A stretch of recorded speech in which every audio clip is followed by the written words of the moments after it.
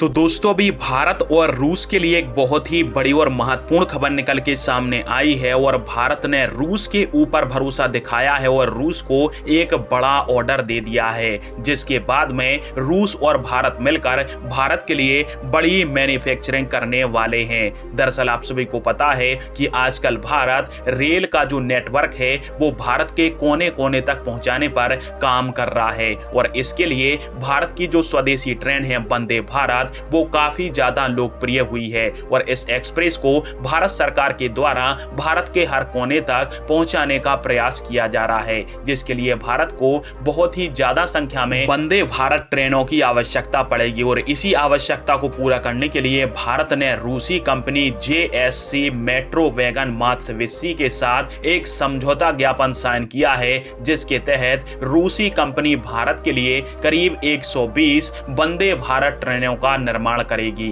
और स्क्रीन के ऊपर आप सभी इसका स्क्रीनशॉट भी देख सकते हो, जिसमें यह जानकारी दी गई है। और इस रूसी कंपनी के द्वारा भारत के स्टैंडर्ड के लिए सबसे कम बोली यानी $14.6 मिलियन पर ट्रेन की बोली लगाई गई थी, जो कि करीब 120 करोड़ रुपए होते हैं। और इस रूसी कंपनी का भारतीय कंपनी रेल विकास निगम लिमिटेड के साथ एक समझौता ज्ञापन है और इनका एक संयुक्त उद्यम भी है, जिसके कारण से महाराष्ट्र के लातूर में अब 120 वंदे भारत ट्रेनों का निर्माण रूसी कंपनी और भारतीय कंपनी के द्वारा मिलकर किया जाएगा। इस कॉन्ट्रैक्ट के लिए दूसरी सबसे कम कीमत वाली बोली करीब $17 मिलियन पर ट्रेन यानी करीब 140 करोड़ रुपए में एक वंदे भारत एक्सप्रेस में लगाई गई थी भारतीय कंपनी टीटागढ़ वैगन लिमिटेड के द्वारा। और इस भारतीय कंपनी का भारत हैवी इलेक्ट्रिकल लिमिटेड के साथ एक समझौता ज्ञापन साइन है, परंतु इसकी बोली थोड़ी सी ज्यादा थी, जिसके कारण से रूसी कंपनी ने इस टेंडर को जीता है और इस रूसी कंपनी के साथ भारतीय कंपनी का भी समझौता ज्ञापन साइन है। फिलहाल में आप सभी के इस टॉपिक के अंदर क्या राय है और भारत के रेल मंत्रालय की तरफ से 120 वंदे भारत को बनाने का जो टेंडर है वो भारतीय रूसी कंपनी को देने का जो फैसला लिया गया है वो क्या भारत का सही फैसला है?